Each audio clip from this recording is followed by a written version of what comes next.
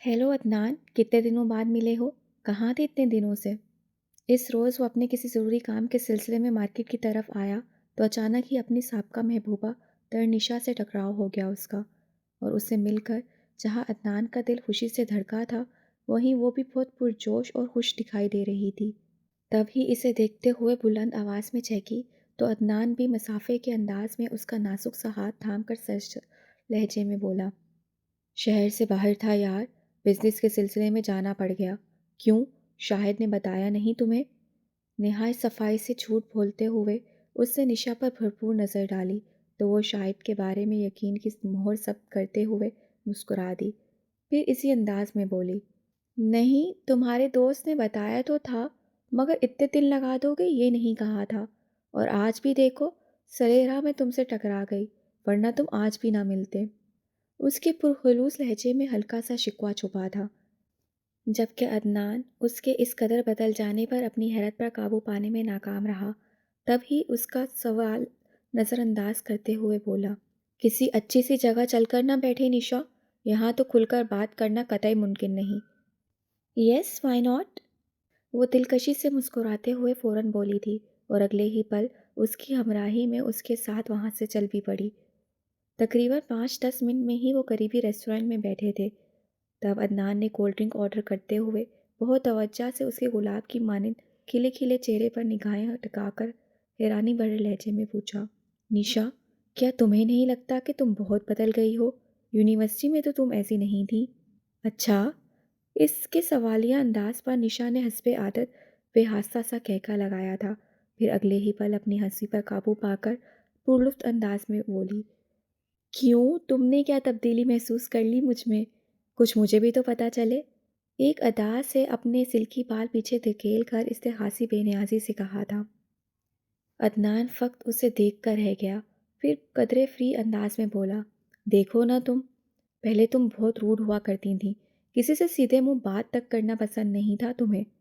खुद मुझे कितनी बार इग्नोर किया तुमने, आज खुद ही मिलने के लिए बेकरार हो गई। ये क्या सरप्राइज़ है यार। कोई सरप्राइज़ नहीं है, बस वक्त के साथ साथ इंसान बदल जाता है, इसमें हैरत की कोई बात नहीं। हाँ, कह तो तुम ठीक ही रही हो। बहरहाल, देर आमद दुरुस्त आमद। निशा का हाथ बदस्तूर इसके हाथ में था। तभी इसने फ़ौरन बहस समेट दी तो निशा भी फिर से हंस पड़ी। इसी वक्त अंजिशा ने अरीज अहमद के हमरा रेस्टोरेंट में कदम रखा था। वो लोग जो कि दरमियान में बैठे थे, तभी अंशिशा की नज़र सीधी उन पर जा पड़ी थी और इसने हासी मलामती निगाहों से भंवरा बने अदनान की तरफ देखा, जो तरनिशा के हाथ को लबों तक ले जाते हुए अचानक ही ठटक कर रुक गया था और अब खासी शर्मिंदगी महसूस कर रहा था। मगर अंशिशा ने पहली नज़र के बाद ही कदम आगे बढ़ा दिए थे और अदनान की समझ में नहीं आ रहा था कि उसका दिल यूं पहली मर्तबा किसी लड़की के सामने अपनी असलियत खुल जाने पर बेकल और बेकरार क्यों हो गया था। चलो ना निम्मी, अब और कितनी देर लगाओगी तुम। आयशर को चूँकि कल सुबह ही एबटाबाद के लिए निकल जाना था, लिहाजा आज रात इसका प्रोग्राम घर के सभी लोगों के साथ मिलकर शानदार सा डिनर करने का था। और अब इस सिलसिले में जबकि घर के सभी लोग वक्त से पहले ही तैयार हो चुके थे, तमकीन मुसलसल पिछले 2 घंटों से अपने कमरे में बंद वक्फे वक्फे से आंसू बहाए जा रही थी। अशर से बिछड़ने का दुख उसे निढाल किए हुए था। कैसे इसकी हमराही में 2 माह का अरसा पर लगा के उड़ गया था और इसे वक्त का एहसास तक न हो सका। और अब जबकि वह वापस जा रहा था तो इसकी जान पर बन आई थी, किसी काम में दिल नहीं लग रहा था। तभी वो पिछले 2 घंटों से सबके साथ डिनर के लिए बाहर जाने पर तैयार नहीं कर पा रही थी खुद को। लिहाजा इस वक्त अशर खुद से खुद बुलाने के लिए उसके कमरे में आया तो उसने सिर्फ कपड़े चेंज किए थे। तभी वो जिच होकर बोला तो तमकीन ने इसके सामने बेदिली से बाल बनाए, फिर सैंडल में पाँव को जकड़ते हुए झट से उठकर इसके सामने आ खड़ी हुई। बस, चेहरे पर रंगो रोगन नहीं करना क्या। वो इसकी रोई रोई सी सुर्ख आंखों और बिल्कुल सादा चेहरे को बागौर देखते हुए कदरे अजनबे से बोला तो तमकीन ने खामोशी से नफ़ी में सर हिला दिया। चलो, कोई बात नहीं, तुम ऐसे ही बहुत प्यारी लग रही हो, अब जनाब का हुक्म हो तो चलें। इसके लहजे से कतई नहीं लग रहा था कि वो उदास है या उसे तमकीन से बिछड़ने को कोई दुख है। तभी वो भी खुद को संभालते हुए चुपचाप सर हिलाकर इसके हमरा चल पड़ी। क्या यार, اب تم یہ روتی بسورتی صورت لے کر میرے ساتھ چلو گی تو میں کیا خاک ان یادگار لمحوں کو انجوائے کروں گا؟ 2 قدم ہی چل کر وہ اس کی گھمبیر خاموشی سے اکتاتے ہوئے پلٹ کر درشتگی سے بولا تو تمکین محض خاموش نظروں سے اسے دیکھتی رہ گئی۔ تب اس کے دل کی کیفیت سمجھتے ہوئے وہ بھی نرم پڑ گیا اور ایک ہاتھ اس کی گال پر رکھتے ہوئے قدر متانت سے بولا، دیکھو نا نمی، میں 15 سال کے بعد صرف تمہارے لیے یہاں آیا ہوں، وگرنہ انکل وغیرہ کے ساتھ تو بزنس کے سلسلے میں مختلف ممالک میں ملنا ملانا ہو ہی جاتا ہے، ان سے ہی سب کا حال بھی معلوم کر لیتا ہوں، مگر 15 سال کے بعد اللہ تعالیٰ نے تم سے ملنے کا ایک موقع دیا تو دیکھو میں سر کے بل دھوڑا دھوڑا چلا آیا، لیکن ہمیشہ یہاں رہنے کے لیے نہیں، اور اب جب کہ میں تم سے پرومس بھی کر چکا ہوں کہ بہت جلد ممی پاپا کو منا کر ہمیشہ ہمیشہ کے لیے لے آؤں گا، تب بھی تم خوش نہیں ہو پا رہی ہو، کیوں؟ وہ بہت جلد ایموشنل ہو جاتا تھا۔ تمکین کو بامشکل اپنے دل پر جبر کرنا پڑا، تبھی وہ اس کی طرف دیکھتے ہوئے دھیمے لہجے میں بولی، میں تمہارے معاملے میں بہت حساس ہوں اشر، 15 برس کا طویل عرصہ تمہارے لیے تڑپ تڑپ کر گزارا ہے میں نے، آج سے 15 سال پہلے بھی تم اسی طرح مجھے پگھلتا ہوا چھوڑ گئے تھے، اور آج بھی میں تمہیں خود سے دور کرنے کا حوصلہ نہیں پا رہی ہوں خود میں۔ بہرحال اب چلو، میرا خیال ہے ہم کافی لیٹ ہو چکے ہیں۔ تھینک گاڈ کہ تمہیں اس بات کا خیال تو آیا، تمہیں پتہ ہے سارے گھر والے تمہارا انتظار کر کر کے گھر سے نکل بھی چکے ہیں، اور میں مظلوم تمہیں لے جانے کی ڈیوٹی نبھانے کے لیے اکیلا رہ گیا۔ اب خدارا میرے حال پر رحم کرو اور چلنے کا نام لو۔ موقع کی نزاکت کو سمجھتے ہوئے وہ قدرے شوق لہجے میں بولا تو تمکین واقع ہنس پڑی۔ تب اشر نے سکون کا سانس لیا اور اس کا ہاتھ تھام کر گاڑی کی طرف بڑھ گیا۔ تھینک گاڈ اشر بھائی کہ آپ آ گئے، وگرنہ ہم تو سمجھ رہے تھے کہ آپ ہمیں چکر دے کر رفو چکر ہو گئے ہیں۔ وہ تمکین کے ہمراہ جو ہی اپنی مطلوبہ ٹیبل کی طرف بڑھا، شزا نے اسے مسرت سے دیکھتے ہوئے چہک کر کہا۔ جواب میں وہ اس کی تیکھی ناک دبا کر مسکراتے ہوئے بولا، ہم وعدہ کر کے رفو چکر ہونے والوں میں سے نہیں ہیں محترمہ، دیکھ لینا کسی دن آزما کر۔ ہے، آزما کر تو آپ کو ہماری تمکین بی بی ہی دیکھیں گی، ہم تو فی الحال مزیدار کھانے کی راہ دیکھ رہے ہیں کہ آپ آئیں اور کب کھانا آرڈر کریں، کیونکہ پیٹ میں اس وقت چوہوں کا فائنل میچ چل رہا ہے۔ اشر کی بات کو فوراً اچکتے ہوئے وہ اپنے محسوس شوق و شریر انداز میں بولی تو اشر کے ساتھ ساتھ وہاں موجود سبھی لوگ بے حاصہ ہنس پڑے۔ تب اشر نے سب کی پسند سے فوراً کھانا آرڈر کر دیا، ساتھ ہی کولڈ ڈرنک بھی منگوا لی تو شزا نے اسے ہزاروں دعائیں دے ڈالیں، کیونکہ وہ ہمیشہ سے ہی پیپسی یا کوک وغیرہ کے ساتھ ہی کھانا کھانے کی شوقین تھی۔ پرلطف کھانے کے بعد آئس کریم کا مرحلہ آیا اور یہاں بھی شزا نے کھانے کی مانند سب سے مہنگی آئس کریم کی فرمائش کی، جسے اشر نے جھٹ پورا کر دیا، اور تھوڑی ہی دیر بعد وہ اس سے کہہ رہی تھی، اشر بھائی کیوں نہ ہم اپنی اپنی آئس کریم چینج کر لیں، مجھے اس کا ذائقہ کچھ اچھا محسوس نہیں ہو رہا ہے۔ تمکین نے چونک کر خاصی حیرانی سے اسے دیکھا تھا، جو اپنی پسند کی مہنگی ترین آئس کریم منگوا کر بھی ناپسندیدگی کا اظہار کر رہی تھی، اور اس سے بھی زیادہ حیرت اسے اس وقت ہوئی جب اشر نے اپنی آئس کریم فوراً اس کی طرف بڑھا دی اور خود مزے سے اس کی چھوڑی ہوئی آئس کریم کھانے لگا۔ آئس کریم کے بعد وہ لوگ لانگ ڈرائیو پر نکل گئے، پھر دیر تک ٹھنڈی ہواؤں میں موج مستی کرتے وہ لوگ ریس کورس کی طرف نکل آئے، جہاں انہوں نے مختلف پوز کے ساتھ ڈھیر ساری تصویریں بنوائیں۔ یہاں بھی شزا نے تمکین کو حیرانی سے ہمکنار کیا، اور سب کے درمیان بڑے فری انداز میں اشر کے کندھے پر جھولتے ہوئے ملتجی لہجے میں بولی، اشر بھائی کیوں نہ ہم دونوں بھی مل کر ایک تصویر اکٹھی کھنچوائیں؟ یس وائی ناٹ، اس میں کیا حرج ہے؟ وہ فوراً مان گیا تھا، تبھی تمکین کو کیمرہ پکڑا کر بولا، پلیز ہماری ایک تصویر کھینچ دو۔ اس کے لفظ ہماری نے تمکین کو سر سے پاؤں تک جلا کر رکھ دیا تھا، تبھی وہ اپنے غصے کو دباتے ہوئے اسے کیمرہ لے کر فوراً مان گئی، اور پھر جب شزا نے کچھ جتانے والے انداز میں اشر کے بے حد قریب ہو کر پوز بنایا تو مارے غصے کے وہ کانپ اٹھی، اور اسی کیفیت میں اس نے کیمرہ صرف اشر پر فٹ کر کے اس اکیلے کی تصویر بنا ڈالی، اور اس کی اس چالاکی کی کسی کو خبر تک نہ ہو سکی۔ چلو اب ہم دونوں بھی ایک یادگار تصویر بنا لیں۔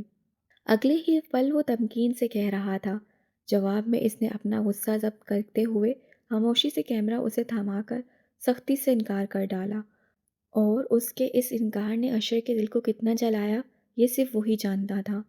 کتنے مان سے ریکویسٹ کی تھی اس نے، اور کتنی بے دردی سے تمکین نے ہرٹ کر ڈالا تھا اسے۔ اس رات وہ لوگ تقریباً 3:30 بجے گھر واپس لوٹے تھے، اور آتے ہی جہاں جگہ ملی سو گئے۔ یہی وجہ تھی کہ صبح سب کی آنکھ بھی دیر سے ہی کھلی اور ناشتہ بھی دیر سے ہی ہوا، ورنہ تو حسن ولاج میں اذان کے ساتھ چہل پہل شروع ہو جاتی تھی۔ ناشتے کے فوراً بعد شیزا نے جانے کی جلدی مچا دی، تو مجبوراً اشر کو بھی دادی ماں کے حکم پر تیار ہونا پڑا، وگرنہ اس وقت تو واقع اس کے دل کو بھی تمکین سے دور جاتے ہوئے کچھ ہو رہا تھا، اور وہ چاہتا تھا کہ ابھی کچھ دن مزید یہاں رک جائے۔ لیکن وہ چونکہ فیصلہ سنا چکا تھا، لہٰذا اسے جانا تو تھا ہی۔ تبھی دل کی خواہش کو دبا کر خوب ٹائم لے کر تیار ہوا، اور جب رخصت کا ٹائم آیا تو کل رات کی ناراضگی خود بخود کہیں منہ چھپا کر بھاگ گئی۔ یاد رہا تو فقط اتنا کہ وہ تمکین سے دور جا رہا ہے۔ تب ہی وہ تھکے تھکے سے قدموں سے چلتا ہوا اس کے قریب آیا، اور اس کے ہاتھ پر اپنے مضبوط ہاتھوں میں لیتے ہوئے نم انداز میں بولا، اپنا خیال رکھنا نمی، کیونکہ تم یہاں میری امانت ہو، اور میری امانت میں خیانت ہو یہ میں برداشت نہیں کروں گا۔ اس لیے کہہ رہا ہوں کہ میرے جانے کے بعد خوب خوش رہنا، اور پہلے کی مانند روز نیٹ پر رابطہ کرنا مجھ سے۔ اگر دوبارہ پاکستان آمد پر تم مجھے ذرا سی بھی دبلی نظر آئیں تو یقین کرو وہیں ایئرپورٹ پر جھگڑ پڑوں گا تم سے، کیا سمجھی؟ بات کے اہتمام پر اپنی عادت کے مطابق وہ اس کی چھوٹی سی ناک دباتے ہوئے بولا، تمہارے دکھ کے تمکین کے منہ سے جواب میں ایک حرف تک نہ نکل سکا۔ نازک ہاتھ اس کی مضبوط گرفت میں بھی کانپ رہے تھے، اور حلق میں جیسے غم کا کوئی پھندا سا پھنس گیا تھا جو اسے بولنے نہیں دے رہا تھا۔ بس وہ بے بسی سے ڈبڈبائی آنکھوں سے اس کے دلکش چہرے پر نگاہیں مرکوز کیے چپ چاپ اسے دیکھتی رہی، اور وہ اپنے دل کی تمام باتیں اس کے گوش گزار کر کے وہاں سے چلا بھی گیا۔ جاتے وقت گھر کے ایک ایک فرد سے ملتے ہوئے اسے ان سے بچھڑنے کا بے حد دکھ ہو رہا تھا، لیکن پھر وہ دوبارہ جلد ہی لوٹ آنے کا سوچ کر اس نے خود کو سنبھال لیا، اور خوب دواؤں کی چھاؤں میں سب کو ہاتھ ہلا ہلا کر خدا حافظ کہتے ہوئے اپنی گاڑی میں آ بیٹھا۔ آسمان پر چھائے گھٹا ٹوپ بادلوں اور ٹھنڈی معطر ہواؤں کے باعث موسم بے حد خوشگوار تھا۔ راستے بھر شیزا نے اپنی چٹپٹی باتوں سے اسے خوب لطف اندوز کیا، اور ابھی وہ لوگ ایبٹ آباد سے کچھ ہی فاصلے پر تھے کہ اچانک ان کی گاڑی خراب ہو گئی۔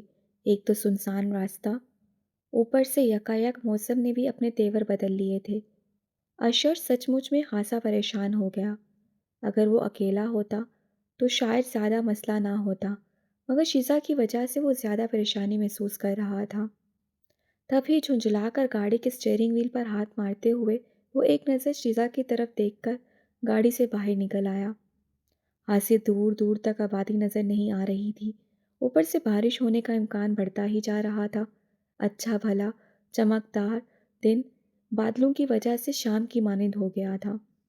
تب بے حد کوفت کے عالم میں اس سے 10-15 منٹ تک گاڑی کو ہر ممکن طریقے سے ٹھیک کرنے کی کوشش کی، مگر گاڑی کا انجن تھا کہ ٹھیک ہونے کا نام نہیں لے رہا تھا۔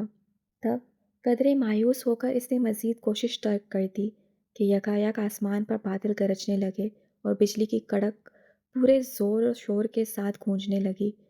شیزا، چلو جلدی سے باہر آؤ، مجھے لگتا ہے ہمیں پیدل پیدل ہی قریبی آبادی تک پہنچنا پڑے گا۔ بارش کے خوف سے وہ اگلے ہی پل کھڑکی پر جھکے ہوئے شیزا سے کہہ رہا تھا۔ جواب میں وہ سمٹ کر بیٹھ گئی اور قدرے ڈرتے ہوئے بولی، نہیں اشر بھائی، مجھے بجلی سے بہت ڈر لگتا ہے، میں گاڑی سے باہر نہیں نکلوں گی۔ لیکن شیزا، ایسے ہم یہاں ہاتھ پر ہاتھ دھر کر کب تک بیٹھے رہیں گے؟ ابھی تھوڑی دیر میں بارش شروع ہو جائے گی، اور پھر جانے کب رکے گی؟ تم پلیز فوراً باہر نکلو۔ اس سے ڈپٹ کر کہا تھا، اور اس کے کہنے کے ساتھ ہی زوردار بارش کا سلسلہ شروع ہو گیا۔ بارش کی موٹی موٹی بوندوں نے پل کے پل میں اسے بھگو کر رکھ دیا۔ تب مجبوراً وہ موسم کے تیور دیکھتے ہوئے خود بھی گاڑی میں آ بیٹھا۔ ہجر کی آنکھوں سے آنکھیں تو ملاتے جائیے، ہجر میں کرنا کیا یہ تو بتاتے جائیے۔ آخر رشتہ تو ہم میں ایک خوشی ایک غم کا تھا، مسکراتے جائیے، آنسو بہاتے جائیے۔ کالا شاہ کالا میرا کالا اے دلدار تے گورے انو پرا کرو۔ ازمیر گزشتہ 3 روز سے بزنس کے سلسلے میں شہر سے باہر تھا اور آج چوتھے روز تھکن سے بے حال اس نے جو ہی گھر میں قدم رکھا ماہم اسے دیکھتے ہی بلند آواز میں گنگنانے لگی تھی۔ اذیت کی ایک شدید لہر اس کے رگوں پہ میں سرایت کر گئی، تاہم سر جھٹک کر اسے یکسر اگنور کرتے ہوئے اس نے قدم تیزی سے اپنے کمرے کی طرف بڑھا دیے۔ ارے ازمیر بھائی، آپ کو پتہ ہے عریشہ اور احسان بھائی کی بات طے ہو گئی۔ اسے قدم اٹھاتے دیکھ کر وہ فوراً اس کے سامنے آ کھڑی ہوئی تھی۔ ازمیر نے قدرے چونک کر حیران کن نگاہوں سے اس کی طرف دیکھا تو دلکشی سے مسکرا دی۔ ارے آپ تو پریشان ہو گئے، کیوں یقین نہیں آیا کیا؟ اس کی حیران نگاہوں میں مسکرا کر دیکھتی ہوئی وہ اس وقت بہت مسرور دکھائی دے رہی تھی۔ دل کے کسی کونے میں ابھی تک وہ سینما ہال والی بات تازہ تھی، تبھی تو اس وقت اسے ڈسٹرب کر کے وہ دلی خوشی محسوس کر رہی تھی۔ ازمیر بس کچھ بے یقینی اور خاموش نگاہوں سے ٹکر ٹکر اس کی طرف دیکھتا رہ گیا۔ ازمیر بھائی، آپ تو ایسے حیران ہو رہے ہیں کہ جیسے عریشہ نے آپ کے ساتھ جینے مرنے کی قسمیں کھا رکھی ہوں، حالانکہ بات صرف اتنی سی ہے کہ وہ ہمدرد دل رکھنے والی حساس لڑکی ہے۔ تبھی آپ کی یہ انفرادیت اسے آپ سے ہمدردی جتانے پر مجبور کرتی ہے، مگر آپ نہ جانے کن خوش فہمیوں میں گم رہتے ہیں کہ اس کلاس فیلو شہزین نے ٹھکرا دیا تو اپنے ہی گھر کی راہ دیکھ لی آپ نے۔ وہ نہایت سنگدلی کا مظاہرہ کر رہی تھی۔ ازمیر کے اوسان پر تو جیسے ساتوں آسمان گر پڑے۔ کسی قدر چونک کر اس نے ماہم کی طرف دیکھا جو اس وقت اس کی حالت سے لطف اٹھا رہی تھی۔ ازمیر بھائی، کان کھول کر اچھی طرح سن لیں آپ، عریشہ اور اذان بھائی ایک دوسرے کو بہت چاہتے ہیں، دونوں کی جوڑی کتنی جچتی ہے، مگر آپ محبت بٹورنے کے چکر میں جان بوجھ کر ان دونوں کے بیچ آ رہے ہیں تاکہ وہ اگر آپ کو نہیں مل سکی تو اذان بھائی کو بھی نہ ملے۔ میں نے آپ جیسا خود غرض انسان اپنی پوری زندگی میں نہیں دیکھا۔ اس کے دل کے زخموں کی پرواہ کیے بغیر وہ نہایت سنگدلی سے لفظوں کے نشتر چلاتی رہی اور ازمیر دھواں دھواں ہوتی آنکھوں کے ساتھ گمسم سا کھڑا اسے دیکھتا رہا۔ سچ ہی تو کہہ رہی تھی وہ، جوڑی تو اس کی اذان کے ساتھ ہی سجتی تھی، مگر وہ بھی درمیان میں کہاں تھا ان کے؟ کہاں اس نے دانستہ یا نادانستہ یہ کوشش کی تھی کہ وہ عریشہ یا اذان کی خوشیوں پر ڈاکہ ڈالے، ان دونوں کے درمیان دیوار بن کر کھڑا ہو جائے، بلکہ وہ تو خود اپنے ہی عشق کے غم میں نڈھال تھا۔ دن رات کا کوئی پل ایسا نہیں تھا جب شہزین خان کی یاد بھول کر بھی اس کے دل سے نکل جاتی ہو۔ وہ تو آب لاپا تھا، کانٹوں کی راہ گزر پر چلتے چلتے لہو لہان ہو کر یہاں آیا تھا۔ جواب میں عریشہ نے اس کے زخم زخم دل پر اپنی محبت اور اپنائیت کے پاہے رکھے تو وہ قدرے بہل گیا۔ روز بروز شہزین خان کی طرف سے ملنے والے دکھ سے پیچھا چھڑانے کی خاطر عادی ہوتا گیا عریشہ کی مہربانیوں کا، وگرنہ کیا وہ نہیں جانتا تھا کہ وہ ہرگز اس قابل نہیں ہے کہ کسی حسین لڑکی کی رفاقت کا خواب دیکھ سکے، بلکہ خوابوں کا یہ سلسلہ تو بہت عرصہ ہوا ترک کر دیا تھا اس نے۔ وہ تو بس کسی بچے کی مانند خود کو بہلانا چاہتا تھا، اور اس کی اس معصوم سی خواہش کو لے کر آج اس کی اپنی ہی کزن ماہم نے کتنا بے عزت کر ڈالا تھا اسے کہ اس سے اپنا توازن برقرار رکھنا ہی دشوار ہو گیا تھا۔ تب ہی بے حد نڈھال ہو کر لٹا لٹا سا وہ وہیں ٹی وی لانچ میں صوفے کی پٹی سے ٹیک لگا کر بیٹھ گیا۔ ماہم اپنی جلی کوٹی سنا کر کب کی وہاں سے جا چکی تھی، جبکہ اس کے پاؤں میں تو اپنے کمرے تک جانے کی سکت ہی نہیں رہی تھی۔ آپ ہی آپ اس کی بھری بھری سی آنکھوں میں عریشہ کا خوبصورت سراپا جھلملا گیا، جب وہ آنکھوں میں ہزاروں درد سموئے اس کا ہاتھ تھام کر کہہ رہی تھی، میں نے کبھی خود کو خوبصورت نہیں سمجھا ازمیر، مگر تمہارا ساتھ مجھے خوبصورت کر دیتا ہے۔ کیا تم مجھے یہ خوبصورتی دان کرو گے؟ نہ جانے کیا کہنا چاہتی تھی وہ، مگر وہ تو کچھ سمجھنے کی پوزیشن میں ہی نہیں رہا تھا۔ سماعتوں میں پھر کہیں اس کا رسیلا لہجہ گونجا تھا، تم خود کو میری نظر سے کیوں نہیں دیکھتے ازمیر؟ کبھی میری آنکھوں میں دیکھو تو تمہیں پتہ چلے تم کتنے خوبصورت ہو۔ نہیں، میں خوبصورت نہیں ہوں عریشہ، نہیں ہوں میں تمہاری مہربانیوں کے قابل۔ تم بھی کیوں نہیں سب کی طرح اگنور کر دیتی ہو مجھے؟ کیوں قدم قدم پر میرے آنسوں پہنچ کر کمزور بناتی ہو مجھے۔ مجھے کھل کر رونے دو عریشہ، مجھے اس بھیانک حقیقت کا سامنا کرنے دو کہ میں کسی کی محبت یا مہربانی کے قابل نہیں ہوں۔ کیوں دیوی بننا چاہتی ہو تم؟ کیوں دوسروں کی طرح تم بھی مجھے اپنی محبت سے محروم نہیں کر دیتی؟ وہ اس وقت خود سے الجھتے ہوئے شدید تکلیف دہ مراحل سے گزر رہا تھا۔ ایک تو پہلے ہی اس کا ذہن بے حد تھکا ہوا تھا، اوپر سے ماہم کی الزام تراشیوں نے اسے مزید چور چور کر دیا۔ اسے کچھ خبر نہیں تھی کہ وہ کہاں اور کس پوزیشن میں بیٹھا ہے۔ آنسوؤں کا سلسلہ تھا کہ قطار در قطار اس کی پلکوں کا بند توڑ کر رخسار پر بہے جا رہا تھا، اور وہ خالی خالی سے ویران آنکھوں میں ماضی کے گزرے ہوئے ہر دن کو یاد کر کے تڑپ رہا تھا۔ بچپن سے ہی وہ دونوں ایک دوسرے کے کس قدر قریب تھے۔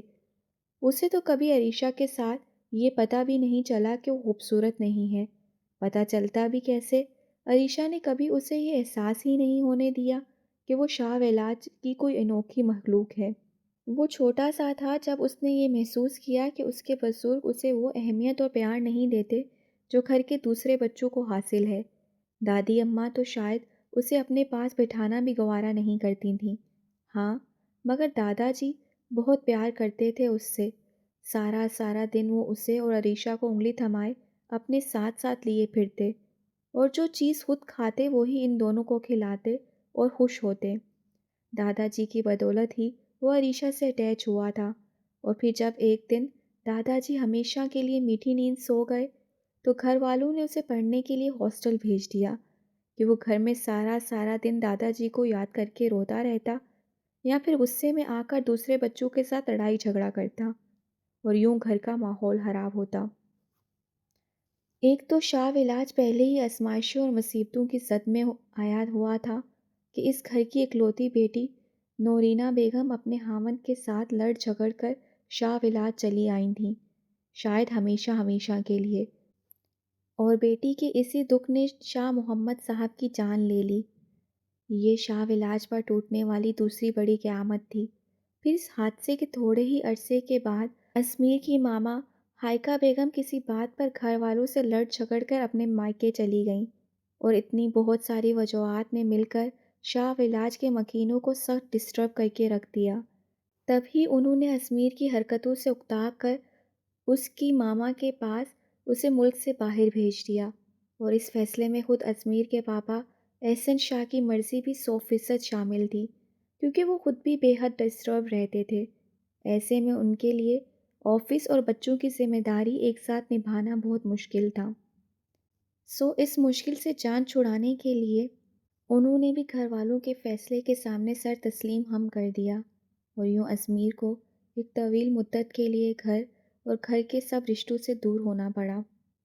وہ اپنے گھر سے دور نہیں جانا چاہتا تھا، مگر اسے زبردستی بھیج دیا گیا، اور گھر والوں کے اس فیصلے نے اس کی تنہا ذات میں تلخیوں کے مزید بیج بو دیے۔ تبھی وہ پڑھائی کے ساتھ ساتھ بے راہ روی کا شکار ہو گیا۔ ایسے میں عریشہ کی ذات نے اسے سنبھالا۔ وہ قدم قدم پر اپنی فون کالز، اپنے خطوط اور ای میلز کے ذریعے ہمیشہ اس کی رہنمائی کرتی رہی، اسے غلط اور صحیح میں فرق سمجھاتی رہی، اور یہ اسی کی کوششوں کا نتیجہ تھا کہ وہ سنبھل گیا۔ لیکن اس کے ساتھ ساتھ اسے ہر گرتے قدم پر اٹھانے کے لیے عریشہ کے سہارے کی عادت پڑ گئی، بلکہ بعض اوقات تو اس کی ڈانٹ اور دیر تک اس سے رابطے کی خواہش میں وہ جان بوجھ کر کوئی نہ کوئی غلط کام کرتا، اور جواب میں عریشہ دیر تک اسے طویل لیکچر سناتی۔ پھر جب وہ اپنی تعلیم مکمل کر کے ہمیشہ کے لیے گھر لوٹا تو اس کی واپسی کی سب سے زیادہ خوشی عریشہ کو ہی ہوئی تھی، اور اس وقت شہزین خان کی بے وفائی اور سنگ دلی پر نڈھال تھا۔ تب ہی تو اس پر نہ شاہ ولاج میں ہائیکا بیگم کی واپسی کوئی اثر ڈال سکی، نہ فاطمہ بیگم کی وفات کی خبر، مگر اس کٹھن وقت میں بھی عریشہ نے اسے متاع کل کی مانند سمیٹ لیا، اور وہ چونکہ درد سے نڈھال تھا تبھی وہ اس کی محبت بھرے ہاتھ کو جھٹک نہ سکا، اور یوں ہر گزرتے دن کے ساتھ وہ پھر سے اس کی اپنائیت، اس کے وجود اور مہربانیوں کا عادی ہوتا چلا گیا۔ اس نے کبھی اس بات پر غور نہیں کیا تھا کہ عریشہ ایک بے حد حسین لڑکی ہے، اور وہ خود ایک معمولی سی شکل کا عام سا نوجوان، बल्कि हकीकत तो ये थी कि दूसरों की मानिंद अरीशा की ज़हरी खूबसूरती से नहीं, बल्कि बातनी अच्छाई से शदीद इंस्पायर हुआ था। कितनी ही बार ऐसा हुआ था कि उसे फ्लू होता या सर में हल्का सा दर्द, तो वो बिना किसी की परवाह किए उसे ज़बरदस्ती बेड पर लिटा कर उसकी तीमारदारी में जुट जाती। कभी उसके लिए चाय बना रही होती, तो कभी अपने नाजुक हाथों से घंटों उसका सर दबाती रहती और साथ साथ अपने कॉलेज और घर की हर हर बात उसके गोशगुजार करती जाती। उसे स्टडी में कोई मसला दरपेश होता तो वो भागकर सीधी उसी के पास आती, और वो ख्वाह कितना भी मसरूफ़ या कितना भी थका हुआ क्यों ना होता, अरीशा बड़े इस्तहाक से उसे मजबूर करके उसके बिल्कुल सामने बैठ जाती और नाचार अज़मीर को उसकी मदद करनी पड़ती। बहुत मर्तबा उसने महसूस किया था कि वो इसे कोई फ़ॉर्मूला समझा रहा होता कि अरीशा दोनों हाथों के प्याले में चेहरा लटकाए यकटक महवियत से उसे देख रही होती। फिर जब अज़मीर की निगाह अचानक उस पर पड़ती और वो उसे डांटता, तो अरीशा अजीब ठेठाई से खिलखिला कर इसके बाल बिखेर देती, और उसका ये अंदाज़ उसे कितना डिस्टर्ब करता था वो आज तक नहीं बता पाया था उसे। हमेशा अपनी कामयाबी के एहसास ने उसे अरीशा की तरफ कभी सताइशी निगाहों से देखने से भी रोके रखा, तो फिर वो अरीशा और एहसान के बीच में कैसे आ गया? सोच सोच कर उसकी दिमाग की रगें फटने को थीं। तब बामुश्किल हिम्मत करके वो उठा और अपने निढाल वजूद को समेटते हुए अपने कमरे में चला आया। नरम बिस्तर भी आज जाने क्यों उसे चुभ रहा था। पूरी रात वो करवटें बदलता और रोता रहा, मगर करार था कि मिल ही ना सका उसे। और शायद यही वजह थी कि सुबह जब उसने बेड से उठकर वॉशरूम तक जाने की कोशिश की, तो उसका जोर-जोर दुख रहा था। अजीब सी टीसें उठ रही थीं पूरे वजूद में। नतीजतन वो बेदिली से दोबारा बेड पर गिर पड़ा। दाएं हाथ को हल्की सी जंबिश देकर उसने अपने चेहरे को छुआ, तो वहाँ शदीद तपिश का एहसास हुआ, जिससे उसे पता चला कि वो तेज़ बुखार में मुब्तला है। तभी वो पलकें मूंद कर दोबारा लेट गया। इसी पल हाइका सीधी डाइनिंग टेबल से इसके कमरे में चली आईं कि आज डाइनिंग टेबल पर इसकी अदम मौजूदगी ने उन्हें बेहद मुतफक्किर कर डाला था, और अब उसे बेसुध सा बेड पर पड़े देखकर तो उनका दिल ही कांप गया। वो तड़प कर आगे बढ़ी थीं। अज़मीर, क्या हुआ है बेटे? ऐसे क्यों लेटे हो तुम? किस कदर फ़िक्रमंदी से वो इसके बेड की तरफ लपकी थीं। फिर जूं ही उन्होंने अपना सर्द हाथ इसकी जलती हुई पेशानी पर रखा, तो गोया करंट खाकर पीछे हटी। अरे, तुम्हें तो बहुत तेज़ बुखार है, बताया क्यों नहीं तुमने? वो जिसे हमेशा नॉर्मल सी मोहब्बत जताने वाली माँ समझता रहा था, इस वक्त इसके बुखार पर कैसे होश उड़ गए थे उनके।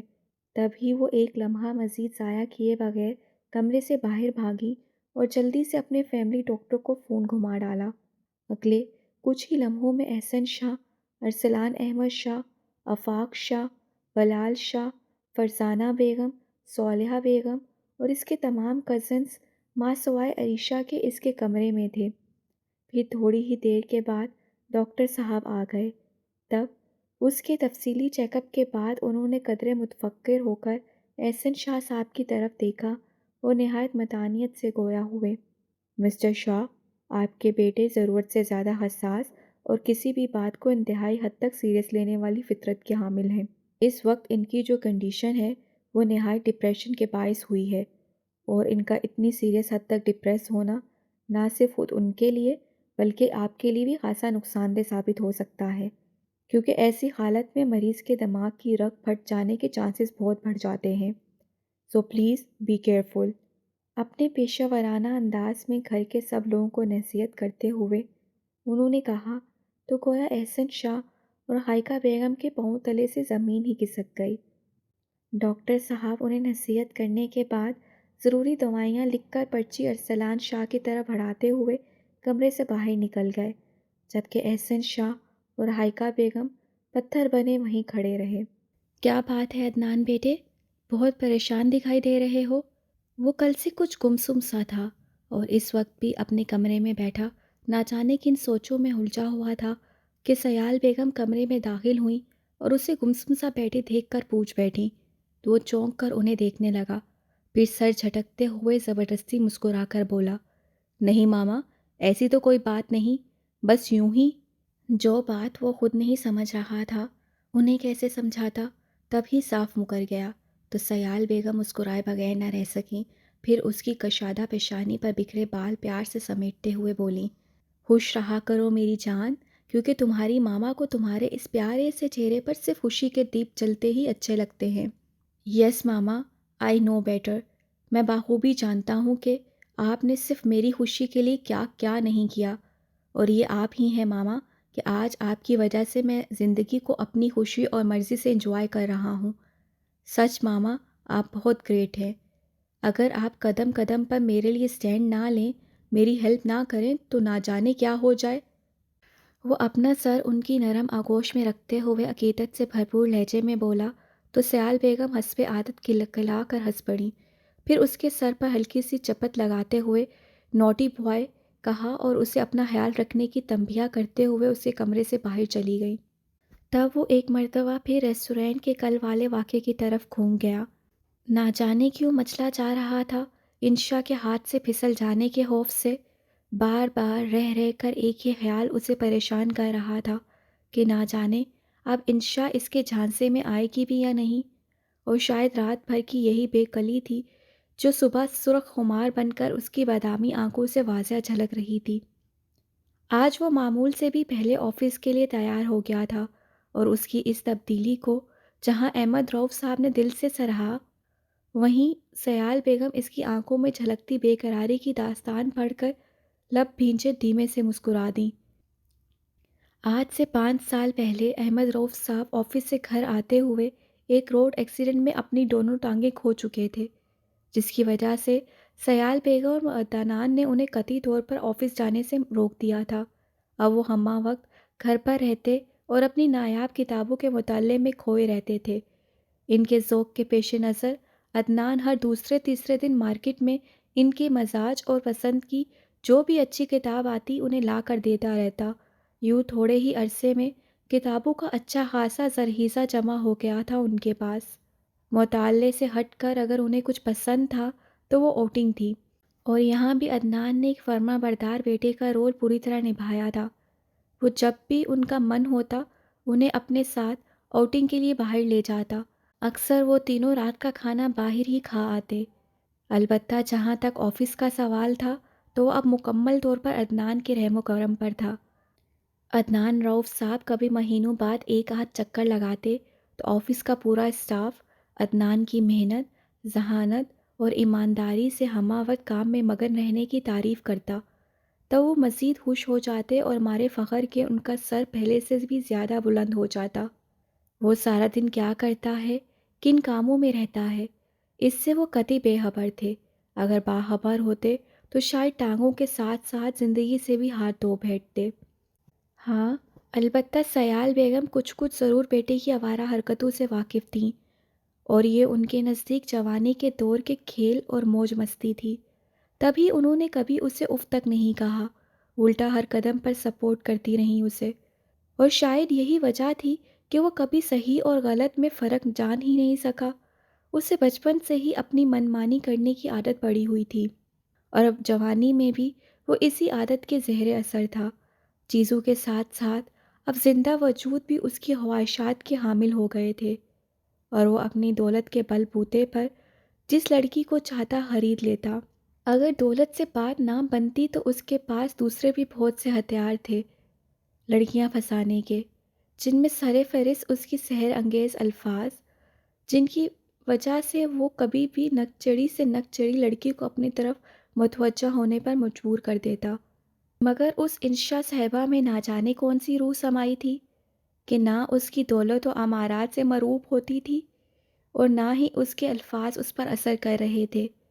حالانکہ وہ اتنی شاندار پرسنالٹی کا مالک تھا کہ ایک بار کسی لڑکی کو نظر بھر کے دیکھ لیتا تو اس لڑکی کے لیے پلکیں اٹھا کر اس کی آنکھوں میں دوبارہ دیکھنا دشوار ترین ہو جاتا تھا۔ مگر یہ انشا تھی کہ نہ صرف اس کی آنکھوں میں آنکھیں ڈال کر اعتماد سے بات کرتی، بلکہ ہر بار اسے زیر کر کے چلی جاتی تھی، اور وہ بے بس سا کھڑا اسے دیکھتا رہ جاتا۔ اس روز اس نے حسمہ ارادہ کر لیا تھا کہ آج انشا کو ضرور اس کی اوقات یاد دلائے گا۔ اگر وہ سیدھے طریقے سے راستے پر نہیں آ رہی تھی تو اس کا غرور سے تنا ہوا سر جھکانے کے لیے آج اسے الٹا طریقہ ہی اختیار کرنا پڑ رہا تھا۔ تبھی وہ اپنے معمول سے ذرا جلدی ہی اٹھ کر آفس کے لیے تیار ہو گیا تھا اور ماں باپ کی تعریف سمیٹتے ہوئے جلدی جلدی ناشتے میں صرف جوس کا گلاس پی کر وہ اٹھ کھڑا ہوا۔ ارادہ انشا کو راستے میں ہی کڈنیپ کرنے کا تھا۔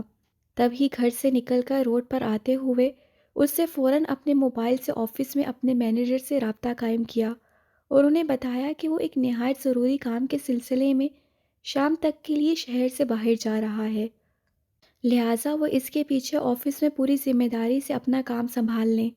پھر تمام امور اچھی طرح مینیجر کے گوش گزار کرنے کے بعد اس سے بڑے مسرور کے انداز سے مسکراتے ہوئے موبائل آف کر کے ڈیش بورڈ پر ڈال دیا اور نگاہیں پوری توجہ کے ساتھ سامنے روڈ پر مرکوز کر دیں، جہاں اسے انشا کو پیدل مارچ کرتے ہوئے تلاش کرنا تھا کہ یہی اس کا راستہ تھا۔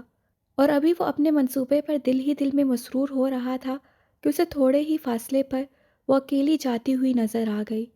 سونے پہ سہاگا اس وقت روڈ بھی تقریباً سنسان ہی تھا، اکا دکا لوگ اور گاڑیاں گزر رہی تھیں۔ وہ اطمینان سے مسکراتے ہوئے گاڑی بالکل اس کے قریب لے گیا۔ پھر جب وہ ٹھٹک کر رک گئی تو وہ بڑے سکون کے ساتھ گاڑی سے باہر نکلا اور اسی طرح مسکراتے ہوئے عین اس کے سامنے آ کھڑا ہوا۔ آئیے میں ڈراپ کر دوں آپ کو۔ لبوں پر بڑی شاطرانہ سی مسکراہٹ بکھیر کر اس نے کہا۔ انشا کا چہرہ غصے کی سرخی سے منٹ میں متغیر ہو گیا۔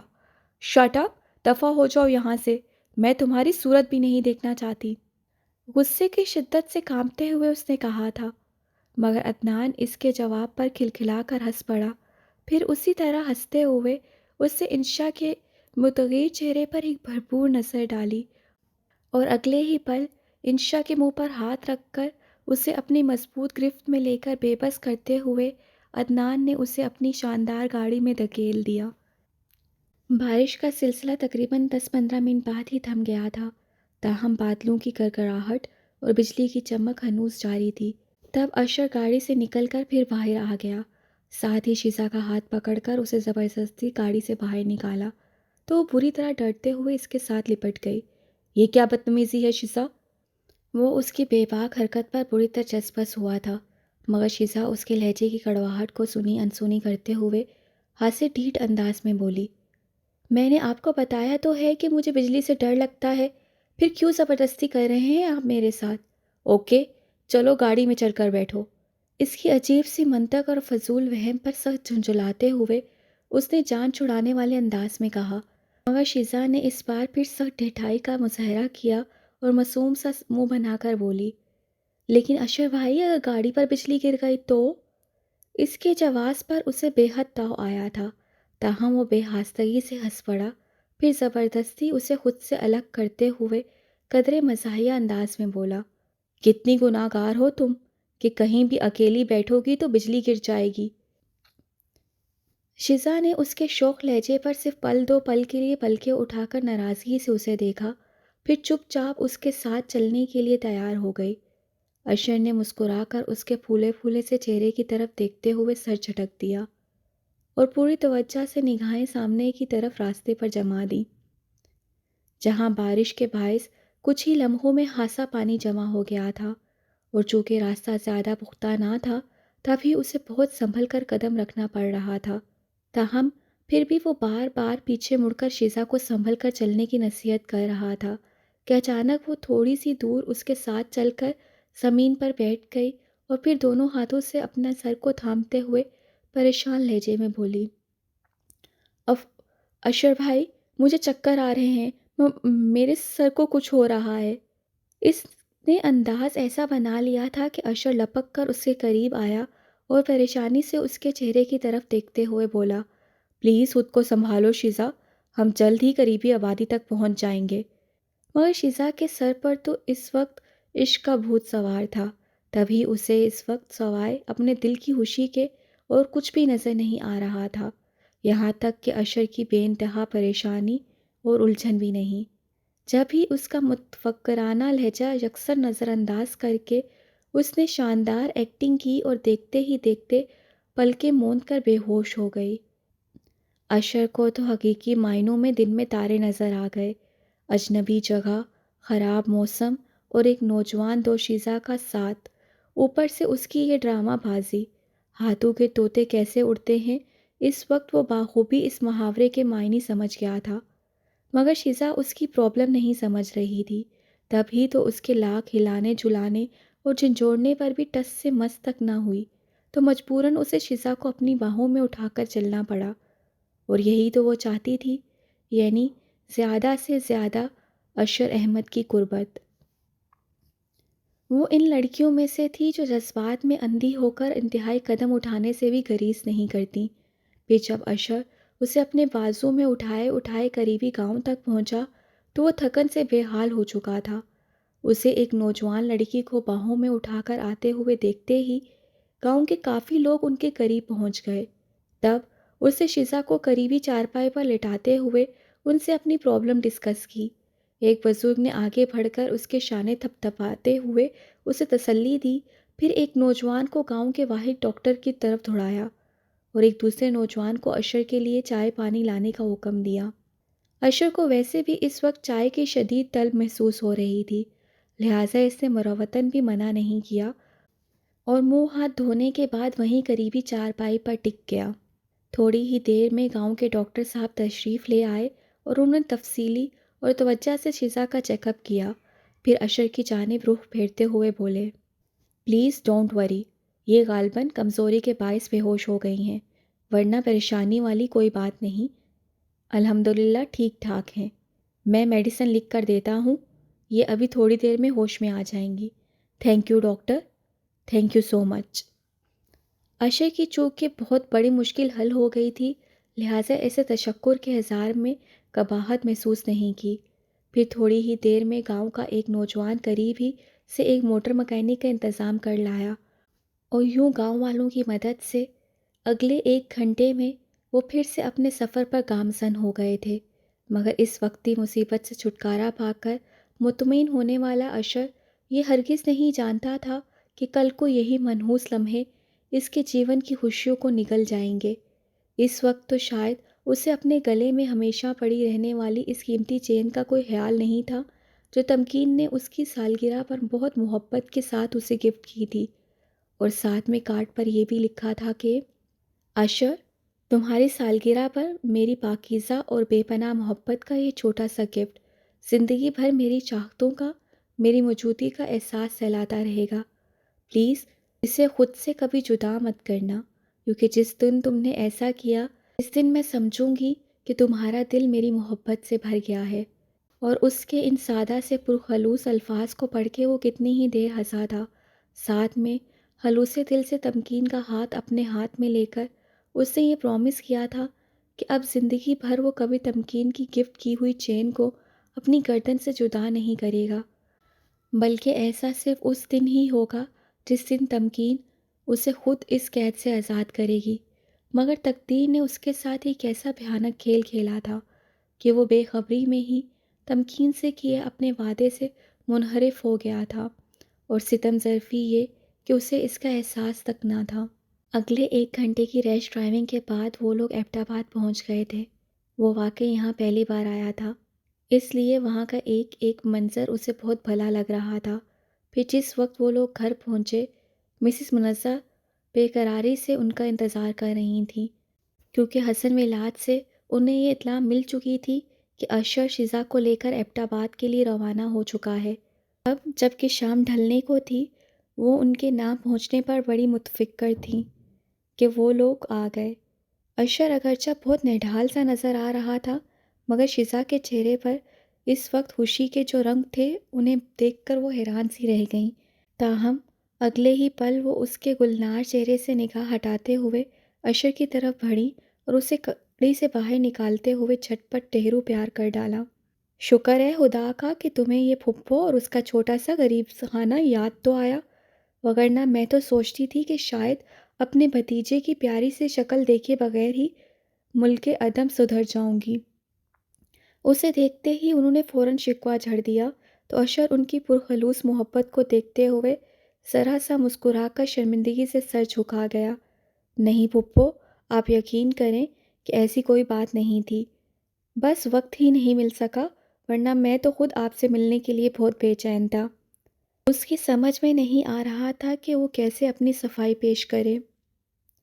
اب وہ انہیں کیسے بتاتا کہ حسن ولاج میں ایک پیاری سی لڑکی کا وجود اسے اپنے شہر میں باندھ کر کسی اور طرف دیکھنے ہی نہیں دیتا۔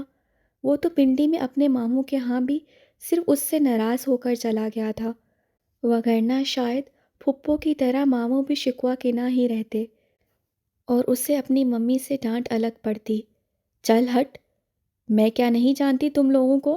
تم دونوں باپ بیٹے ایک جیسے ہو، لگتا ہے گھر کے ساتھ ساتھ دل بھی بہت دور کر لیا ہے تم لوگوں نے اپنا۔ وہ بولنے میں بہت شارپ تھیں۔ اشرف فقط مسکرا کر رہ گیا۔ کہتا بھی تو کیا کہ وہ کوئی وضاحت سننے کو تیار ہی نہیں تھی۔ تبھی شزا نے اس کی مدد کی اور اپنی ماما کی طرف مسکراتی نگاہوں سے دیکھ کر بولی، اب بس کیجیے نا ماما، اشرف کو پہلے اندر تو آ لینے دیں۔ ایک تو یہ پہلے ہی تھکن سے بے حال ہے، اوپر سے آپ شکووں کی پٹاری کھول کر بیٹھ گئی ہیں۔ ارے میں تو بھول ہی گئی، اتنے برسوں بعد تمہیں دیکھا ہے نا تو اسی سے ہاتھ پیر پھول گئے ہیں میرے۔ بہرحال تم چلو جلدی سے اندر آؤ، ایک تو میں پہلے ہی تمہارے لیٹ ہو جانے کی وجہ سے پریشان تھی، اب اچانک تمہیں اپنے سامنے دیکھا تو رہے سہے ہوش بھی گوا بیٹھی میں۔ وہ ہر بات تفصیل سے کرنے کی عادی تھیں۔ اشر انہیں سفر میں اپنے لیٹ ہو جانے کی وجوہات بتاتے ہوئے گھر کے اندر چلا آیا۔ محل جیسا شاندار ان کا گھر اسے بے حد اچھا لگا۔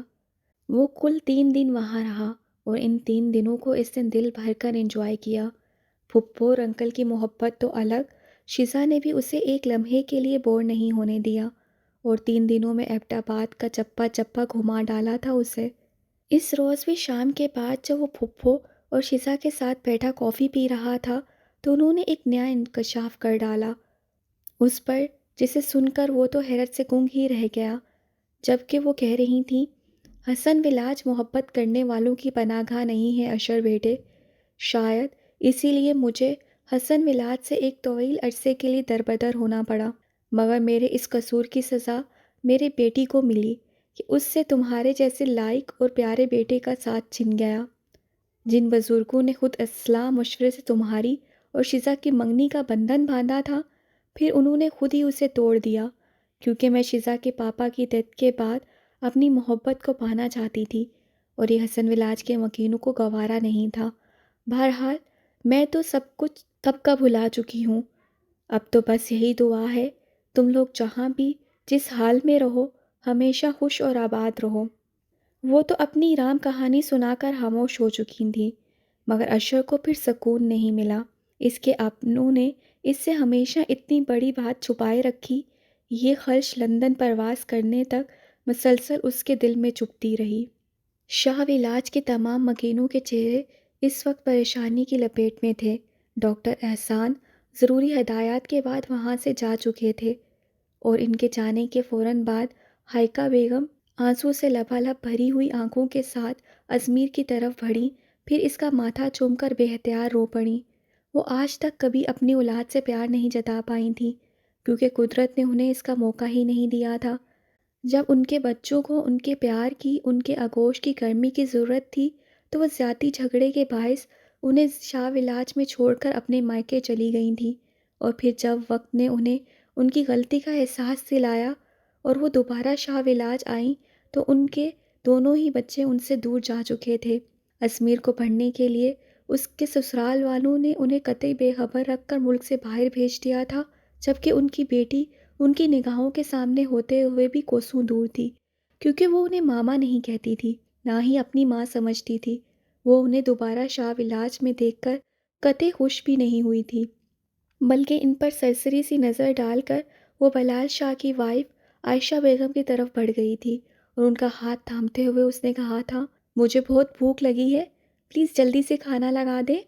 تب انہیں جیسے گہرے درد کا احساس ہوا تھا، وہ آج تک ان کی رگوں میں سرایت کر رہا تھا، کیونکہ ان کے بیٹے ازمیر نے بھی 15 سالوں کے بعد وطن واپسی پر انہیں قطعی ماں کا مقام نہیں دیا، اور ایک عورت کے لیے بھلا اس سے بڑھ کر دکھ اور کیا ہوتا ہوگا کہ اولاد کے ہوتے ہوئے بھی خالی دامن ہو۔ پچھلے 10 برسوں سے وہ مسلسل اسی کوشش میں لگی ہوئی تھیں کہ کاش ان کے بچے ان کا قصور معاف کر کے انہیں اپنی ماں تسلیم کر لیں، مگر انہیں اس سلسلے میں کوئی خاطر خواہ کامیابی نصیب نہ ہو سکی تھی۔ ہاں، یہ الگ بات تھی کہ ان کی بیٹی سمیہ شاہ اب ان کے ساتھ پہلے کی طرح اجنبی برتاؤ نہیں رکھتی تھی، اور ازمیر نے بھی اب ان سے کھلم کھلا نفرت کا اظہار ختم کر دیا تھا، مگر وہ اپنے بچوں کی ماں اب بھی نہیں بن پائی تھی۔ تبھی تو اندر ہی اندر ان کے لیے سوچ کر دکھی ہوتی رہتی۔ اس وقت بھی وہ خود پر قابو نہیں پا سکی تھیں اور ازمیر کی پیشانی چومتے ہوئے رو پڑی تو احسن شاہ نے آگے بڑھ کر انہیں حوصلہ دیا، پھر انہیں گرم دودھ لانے کی ہدایت کرتے ہوئے خود ازمیر شاہ کے پہلو میں آ بیٹھے، جس کی سوجی ہوئی سرخ آنکھوں میں درد کی عجیب سی کہانی ہلکورے لے رہی تھی۔ تبھی وہ اس کی روشن پیشانی پر بکھرے ہوئے بال سمیٹ کر نہایت حلیمی سے بولے، کیا بات ہے بیٹے، اس قدر ڈپریس کیوں ہو تم؟ کچھ نہیں پاپا، بس یوں ہی کل کی مس ہو جانے والی ڈیل کے بارے میں سوچ رہا تھا۔ حالانکہ میں نے کتنی بار کوشش کی کہ ہماری ڈیل فائنل ہو جائے، مگر ایسا نہیں ہو سکا۔ آئی ایم ویری سوری پاپا کہ میں چاہ کر بھی کچھ نہیں کر پایا اور میری وجہ سے ہماری کمپنی کو اتنا بڑا نقصان اٹھانا پڑا۔ فوری طور پر اس کی سمجھ میں یہی بہانہ آیا تو اس نے احسن صاحب کی گوش گزار کر دیا اور اس کے اس سفید جھوٹ پر اطمینان کا سانس لیتے ہوئے ماہم شاہ اس کے کمرے سے باہر نکل گئی، جبکہ احسن شاہ مسکراتی نگاہوں سے اپنے قابل بیٹے کو دیکھ کر بولے، بیٹے میں جانتا ہوں تم بزنس میں بے حد انٹرسٹڈ ہو، بہت فکر رہتی ہے تمہیں ہر بات کی، مگر اسے اپنے سر پر سوار کر لینا کہاں کی دانشمندی ہے مائی ڈیئر؟ پلیز بیٹے بزنس کو بزنس ہی سمجھو، اس سے خود پر اتنا طاری مت کرو کہ بیمار پڑ جاؤ۔ اور پھر دیکھو بیٹا، ہماری کمپنی الحمدللہ اتنی بڑی ہے کہ اسے ایسی چھوٹی موٹی ڈیلنگز کینسل ہونے سے کوئی فرق نہیں پڑتا، سو پلیز بی کیئرفل مائی جان۔ اپنی بات کے اہتمام پر وہ اس کے گال تھپ تھپاتے ہوئے محبت سے پر لہجے میں بولے تو اسمیر نے رسمی سا مسکرا کر دھیرے سے اسوات میں سر ہلاتے ہوئے انہیں مطمئن کر دیا۔